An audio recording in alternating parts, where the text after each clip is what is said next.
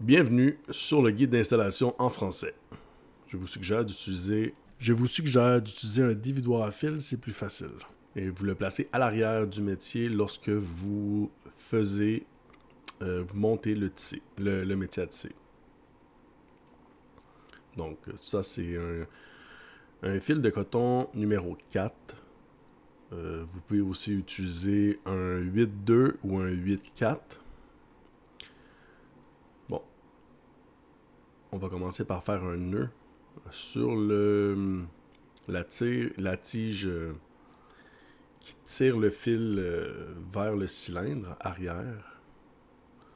Je vous suggère de faire 3 nœuds. Tout ça dans le but que ça ne se déroule pas ou que ça ne se défait pas pendant que vous tissez. Donc vous allez faire une loupe et passer le fil dans l'emplacement du row 1. Vous pouvez mettre le batteur de côté, on n'en a pas besoin pour l'instant.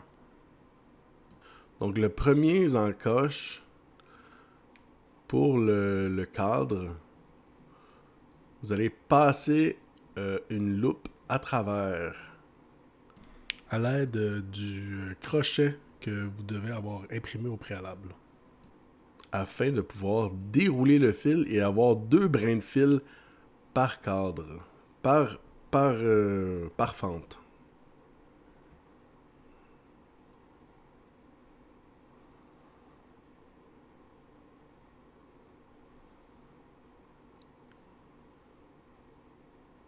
Je vais vous montrer. J'ai installé une bouteille d'eau sur mon îlot afin de pouvoir déposer ma loupe autour de la bouteille et maintenir la bonne distance. À ce moment-là, j'ai tout simplement laissé mon fil exactement où est-ce qu'il est, le temps de faire mon setup. Alors maintenant, on s'installe. Faut pas faut pas se tromper. Parce que faut tout le temps tirer sur le fil qui vient de la bobine. Je sais que ça a l'air évident, mais après, vous allez avoir d'autres fils. Parce que ça peut arriver qu'on se trompe. Si le métier tombe, il y a des gros risques de le briser ou aussi de mêler tous les fils. Là, je suis en train de vous montrer qu'on fait juste laisser tomber le fil autour de la bouteille. On n'a pas besoin de mettre une tension dessus. Hein? On fait seulement le laisser tomber autour de la bouteille.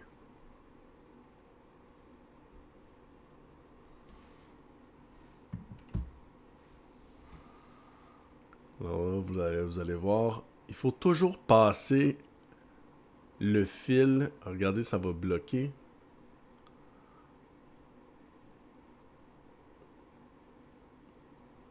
Alors le fil doit toujours passer autour afin d'avoir une loupe. Avec cette loupe, on passe 2 fils. Donc la première séquence a fait pour la slot, pas la slot, mais la fente 1 et 2 des rows. Parce que les shafts, on appelle ça des rows. Alors, vous tirez le fil et vous devez aller au row 3, en réalité, dans la fente 3. Parce que le premier fil fait pour la fente 1 et 2, et la seconde fait pour 3 et 4. Alors, c'est comme si vous enfilez seulement... Vous devez vous fier au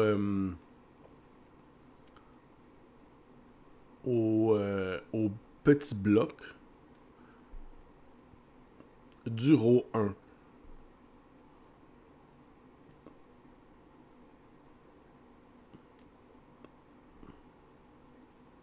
Vous allez voir plus tard, je vais vous montrer.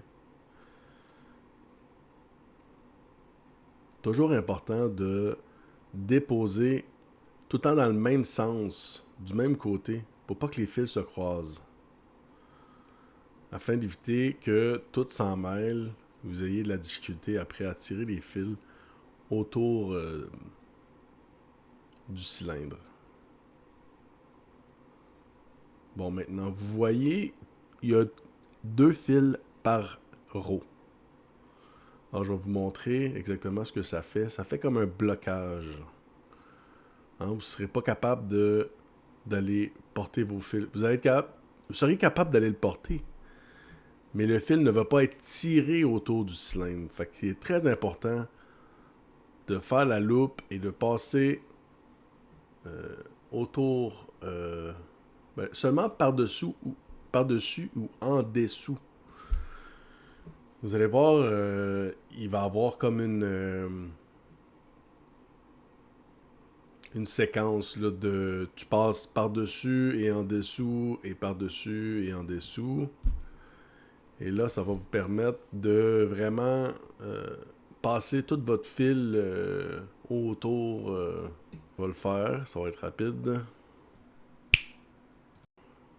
Et voilà. Là, c'est tous vos fils. Si vous regardez bien, là, vous aviez 2 fils qui passent.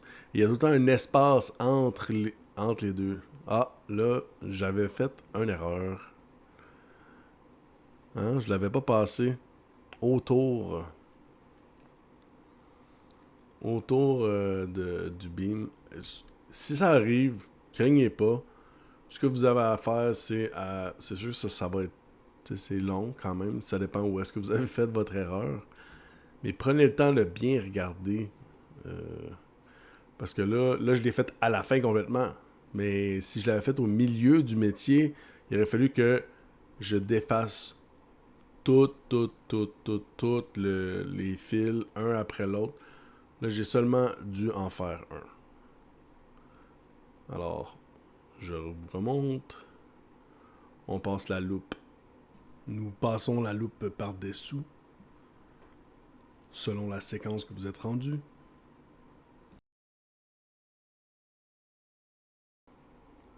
Et vous passez la loupe dans le cadre suivant celui d'avant.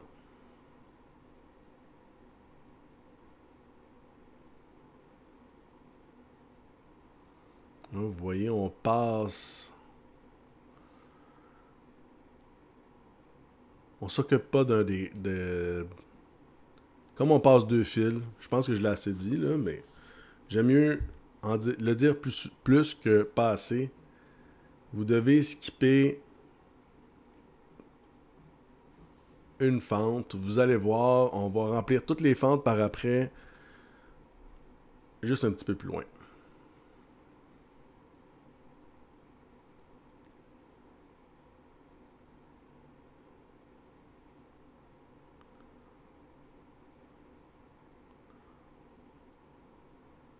Alors là, il est temps de faire le nœud sur le... J'appelle ça un pull bar, mais ça a un autre nom. Je me souviens plus. Euh, Vous pouvez rechercher là, dans les définitions pour toutes les pièces des métiers à tisser. Ça a un nom bien spécial. Je pourrais pas vous dire là, de mémoire.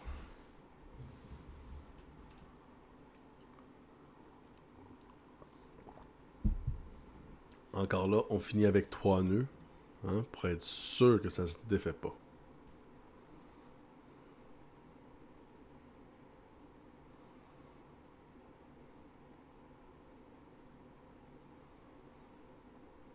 Et voilà, on ajuste la tension.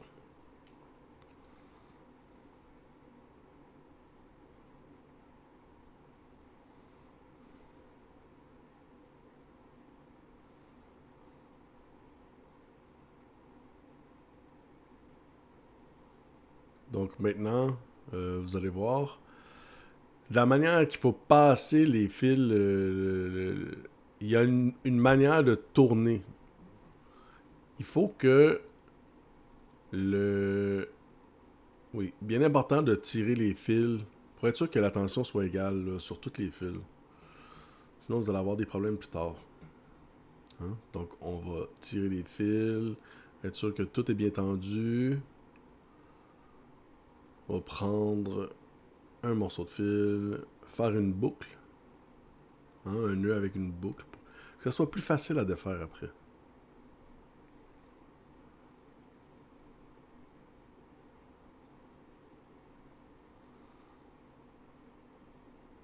Alors, regardez, une belle petite boucle. Alors, à ce moment-là, on en fait plusieurs. Ça permet de maintenir une certaine tension, comme vous avez tiré sur les fils pour qu'ils soient plus tendus. Et ça va permettre aussi d'éviter que lorsque vous allez, qui va être le moment de, de rouler le fil sur le cylindre arrière, ça va éviter que tout se mélange, que les fils se croisent, puis là, que vous allez avoir des problèmes.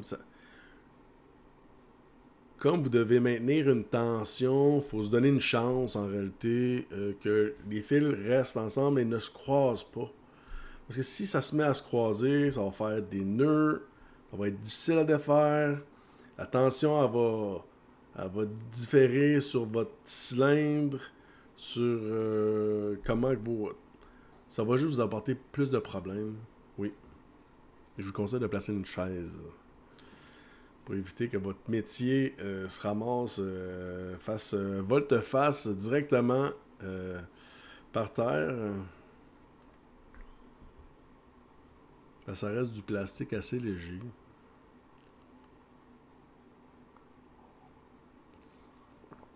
Alors le métier était fait au complet avec du PLA. J'en ai fait un aussi avec du PETG. Tu sais, rendu là, c'est vraiment à votre choix. C'est sûr qu'il y a certains plastiques qui vont avoir tendance à faire un shrink, là, à rétrécir. Donc, c'est important de prendre ça en ligne de compte. Les tolérances sont faites pour le PLA. Personnellement, j'ai utilisé le Sunlu PLA Meta et non Ma. C'est vraiment Meta. Et c'est vraiment un très bon fil. J'ai été surpris de la façon que c'était facile à imprimer.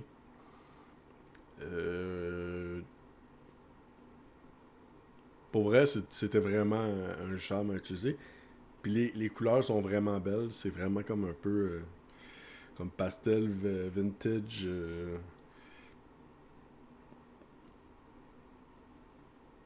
Fait que c'est ça que j'ai utilisé moi. Rendu là, vous pouvez utiliser ce que vous voulez. Euh, J'irais peut-être pas sur des affaires un peu plus fancy. Tu sais, vous pouvez le faire en silk. Vous pouvez aussi le faire. Tu sais, essayez d'éviter des plastiques ou des. Qui ont une mauvaise adhérence. Parce que c'est quand même un matériel qui doit être. Qui doit être utilisé. C'est un outil. C'est un outil de travail. Donc, c'est important qu'il y ait une belle adhérence, qu'il n'y ait pas de. Que ça soit pas trop cassant. Maintenant, personnellement, j'ai utilisé les ancrages. Vous pouvez utiliser les ancrages ou les tethers qu'il y a dans le patron que j'ai fait.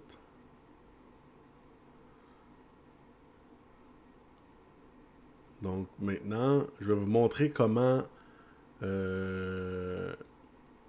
embobiner les fils autour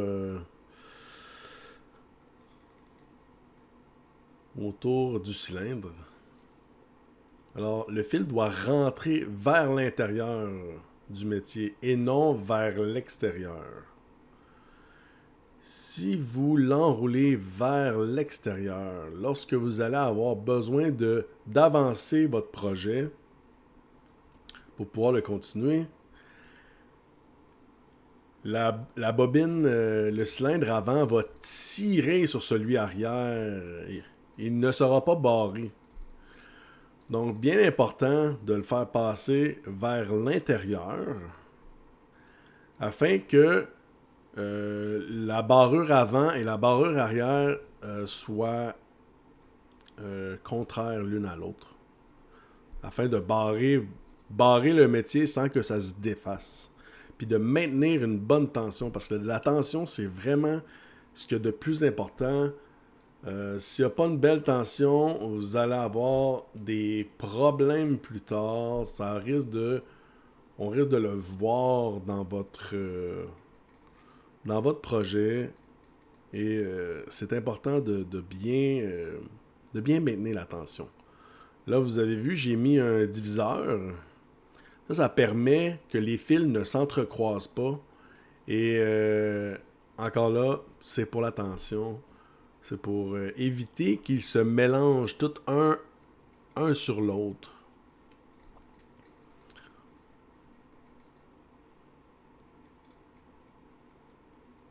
Donc, ça paraît peut-être pas une grosse différence de tension sur à peu près quelques centimètres de fil. Mais si vous avez plusieurs rangées de fils qu'il y en a un qui touche au fond, en réalité, qui touche au cylindre, puis l'autre, ben là, il est complètement sur le haut de la pile de fils. Eh bien, vous allez avoir deux tensions complètement différentes, puis vous allez voir, quand vous allez essayer de tirer, vous allez avoir des lousses, puis ça peut mener à ce que les roues ne soient pas capables de lever les fils tellement il y a de lousse. Donc, bien important, maintenir une belle tension, que tout soit bien serré.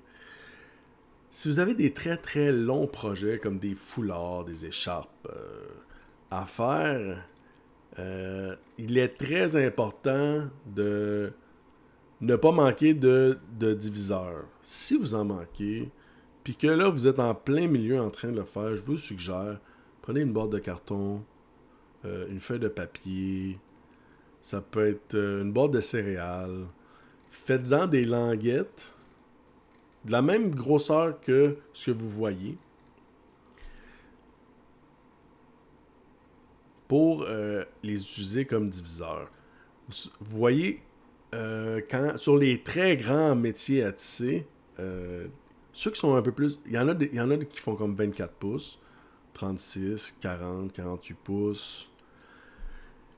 Généralement, ils n'utilisent pas des diviseurs. C'est comme des grands rouleaux de papier qui passent entre...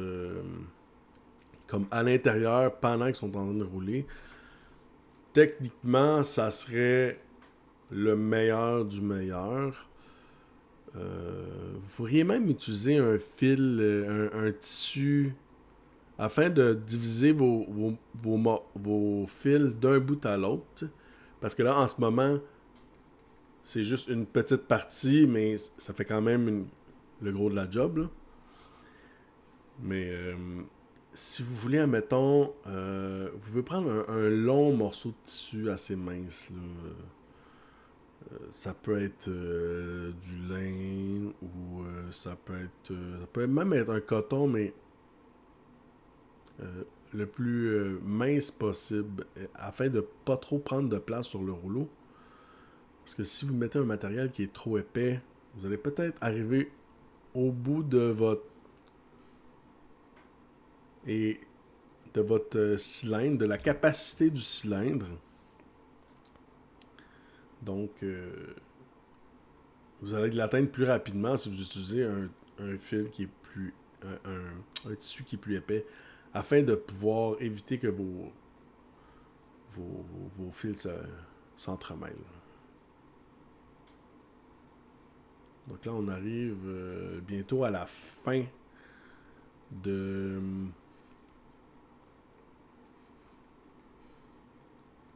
notre projet d'enroulage autour du rouleau arrière.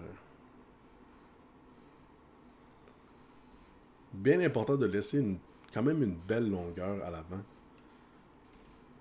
Ça va vous permettre d'avoir plus de facilité à passer vos fils à travers les rows.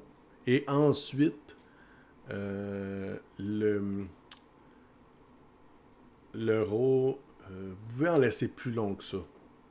Moi, j'en ai retiré par après parce que je n'avais trop envoyé à l'arrière. Mais ça va vous aider là, pour pouvoir aussi les passer à travers le header, qui est la partie qui tape sur les fils, qui bat le batteur des fils. Je vais l'appeler le batteur. Donc là, vous allez voir, on va séparer les fils afin de pouvoir remplir toutes les fentes des rows. Donc là, ça c'est la façon correcte. Là, ils se croisent. Il ne faut pas qu'ils se croisent. S'ils se croisent, vous allez avoir des problèmes. Bien important de vérifier que les fils ne se croisent pas à l'arrière. Donc vous allez sortir votre fil, passer votre crochet et le passer dans la fente suivante. Hein, parce que comme on se rappelle, le fil, la loupe 1 fait pour 1 et 2. Donc là, on a accéléré un petit peu le processus. Mais vous voyez comment que les fils sont tous bien droits. Il n'y a pas de fils qui se croisent. C'est super important.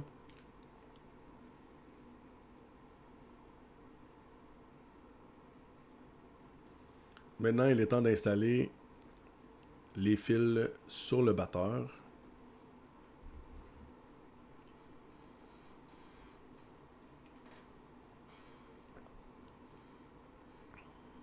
Donc vous allez voir, j'ai fait une petite flèche afin de vous indiquer exactement où est le milieu de votre projet.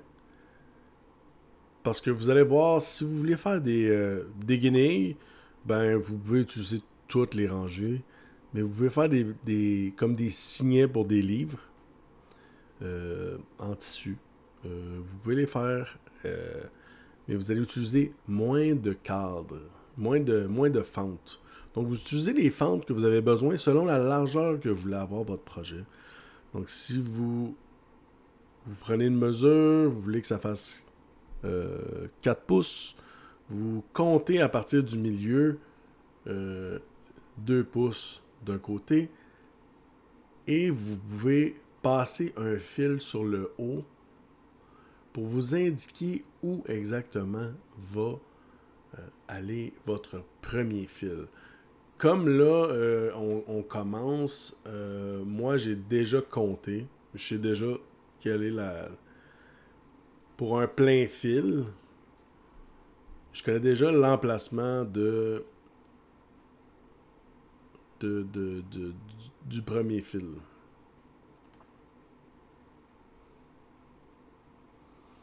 Donc, j'ai laissé des espaces, comme vous pouvez voir. Éventuellement, vous pourriez aller voir comment, ou je vais peut-être faire une vidéo pour présenter quand même. J'ai vu un monsieur, lui, il laisse un fil qui est flottant, qu'on utilisera, qui ne sera pas dans les rows. Il va passer à côté des rows. Si vous remarquez, les rows ont un dernier espace que j'ai laissé au bout. Ça, c'est afin de pouvoir passer votre futur fil flottant. Le fil flottant, ce qu'il fait, c'est que vous pouvez prendre un fil qui est uni pour faire une bordure au bord, au lieu d'utiliser le même fil que vous utilisez pour faire votre projet. Ou vous pouvez le faire exactement comme je le fais présentement. Mais en réalité, le but du fil flottant, c'est seulement un fil qui permet de créer une bordure et aussi qui donne une finition un peu plus belle au pourtour de votre projet.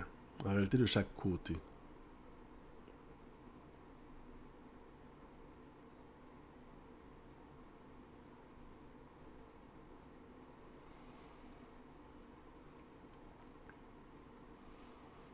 Donc, comme vous pouvez voir, j'ai rajouté un petit peu de longueur de fil parce que j'étais un peu pris. Donc, n'hésitez pas à tirer du fil, à laisser du fil en avant après avoir embobiné votre projet sur le cylindre arrière.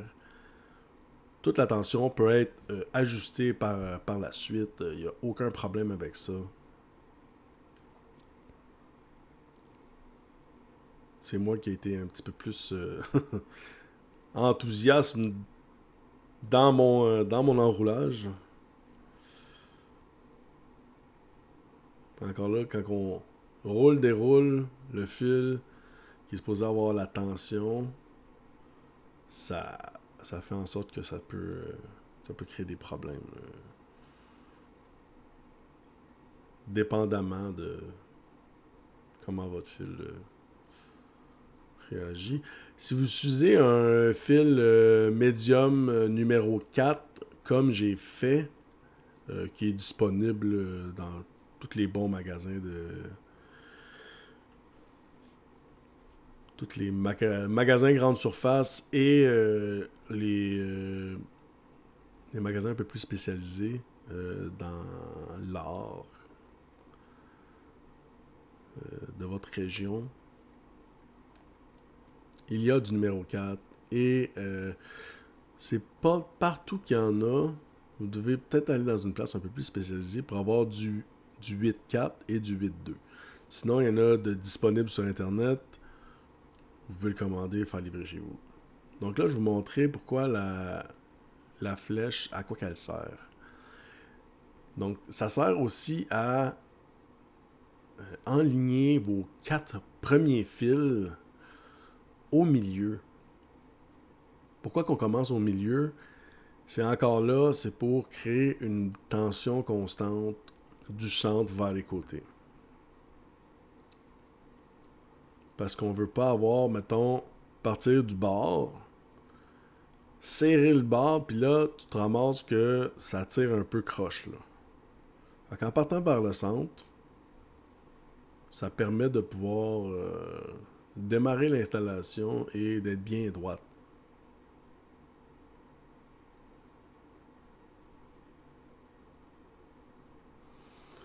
Donc, on passe les fils de chaque côté de l'ancrage. Hein, on les prend deux par deux. Ce qu'on va faire un nœud. On va faire seulement un nœud.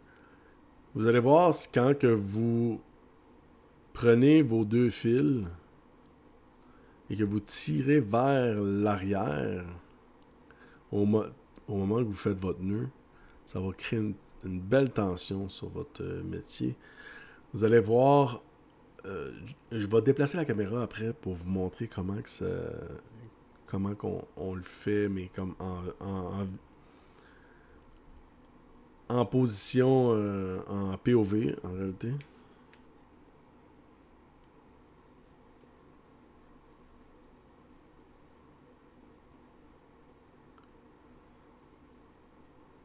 Afin de mieux vous montrer comment qu'on en fait exactement. Là, je vais placer la caméra correctement et je vais vous montrer. Donc on passe les deux fils de chaque côté, bien droit. On fait un nœud. On serre le nœud et on pousse vers l'avant. Pour être sûr que ça tire bien les fils. Bien s'assurer que notre cylindre à l'arrière est bien barré.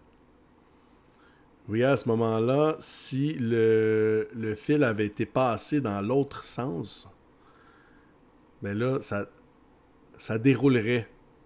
Mais là, comme on l'a passé vers l'intérieur et non vers l'extérieur, en sens anti-horaire autour du horaire, ça dépend de votre point de vue, mais afin de bien que tout le métier soit bien barré lorsque vous créez une tension à l'avant. Parce que si ça se défait, ça défie tout le, le pourquoi on a besoin d'une tension. Ça va faire des fils qui sont mous.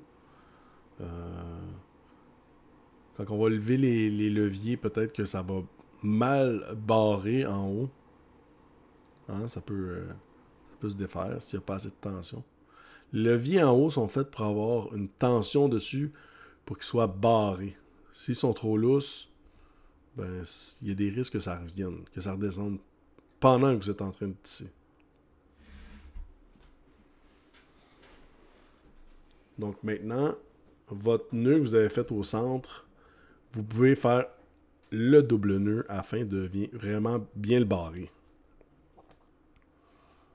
Une fois que les deux côtés sont stabilisés. Là, on va faire l'entièreté. N'ayez crainte quand vous arrivez au bout. Même s'il vous reste 2 fils, vous faites exactement la même chose. Il n'y a pas de... C'est tout le temps en paire. Donc, on part avec une des paires de 4. Vous pourriez le faire en paire de 2. Mais ça fait beaucoup plus de fils à faire des nœuds. Donc, si vous êtes comme moi, avec les tunnels carpiens qui vous donnent envie de brailler après 5 minutes, puis que vous devez prendre des pauses, eh bien, c'est peut-être mieux de faire des paires de 4. Donc là, 3 nœuds, hein? 3 nœuds, bien importants pour les côtés. Parce que si vous ne faites pas 3 nœuds et que ça se défait pendant que vous êtes en train de faire votre projet, il y a des chances que vous rebaptisez le petit Jésus quelquefois. Expression québécoise.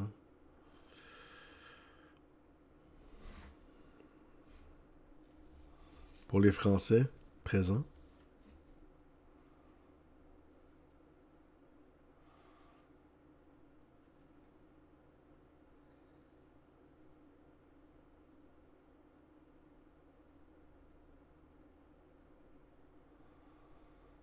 Maintenant, vous devez vraiment vous assurer que tous les fils sont bien droits. Non, on ne coupe pas les fils qu'on vient d'avoir de mettre. On coupe seulement ceux qui traînent à l'arrière. Étant un peu perfectionniste sur les bords, j'ai besoin que ça soit tout bien placé. Tu sais, pour quelqu'un de perfectionniste, c'est un projet qui est très le fun. Parce que, tu sais, les fils sont tout droits, vous placez votre fil, votre contre-fil. Oh, on a oublié quelque chose.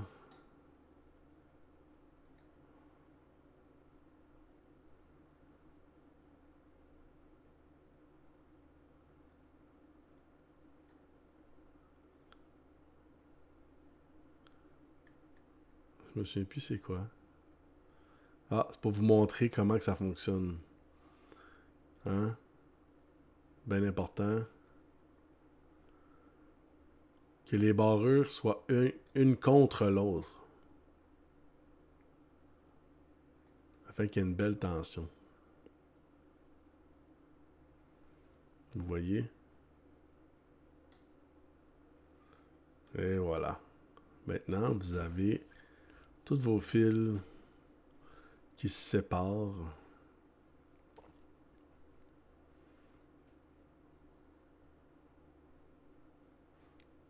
Voilà le mouvement avec le batteur.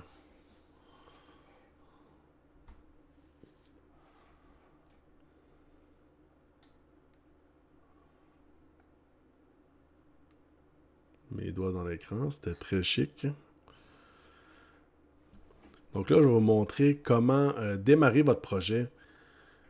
Prenez un morceau de fil. Là, j'avais un fil qui traînait, donc je voulais vous le montrer. Vous passez la loupe, hein, les 2 brins de fil. Comme ça, quand vous allez avoir fini votre projet, tout ce que vous allez avoir à faire, c'est de tirer sur un des fils et ça va tout se défaire. Ça va vous laisser une belle espace pour pouvoir faire vos nœuds. Puis ça permet d'engager du fil afin de pouvoir les mettre bien droit avec le batteur, pour pouvoir partir votre projet bien droit.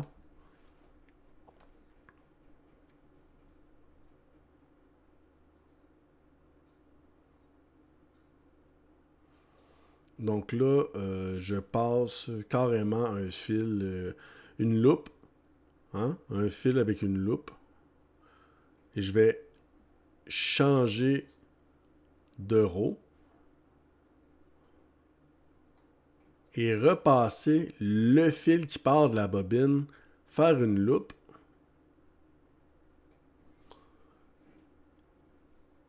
Et la passer elle aussi à travers. Et faire plusieurs rangs comme ça. Vous allez voir comment que ça se défait tout seul après. Je vous montre l'exemple. Donc là, on va battre cette rangée. Vous voyez là, le fil commence à être bien droit. Donc ça vous donne une chance de partir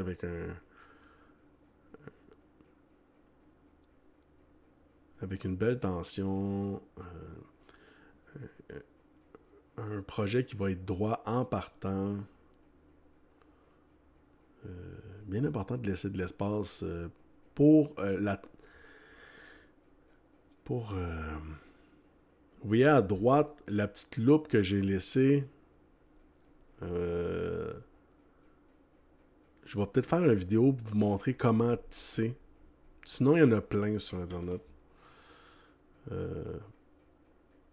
est important de laisser un espace pour pouvoir que le fil ait de la place où aller. Sinon, ça va tirer et tout votre matériel va se mettre à devenir plus petit. En réalité, là, vous avez environ 7 pouces et demi, je pense. Mais vous allez voir, là, je vais le défaire. Ça permet de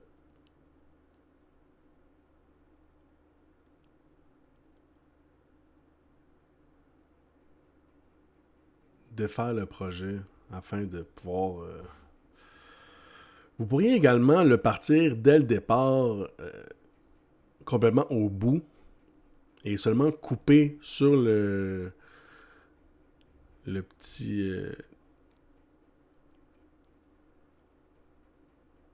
vous pouvez tout simplement utiliser des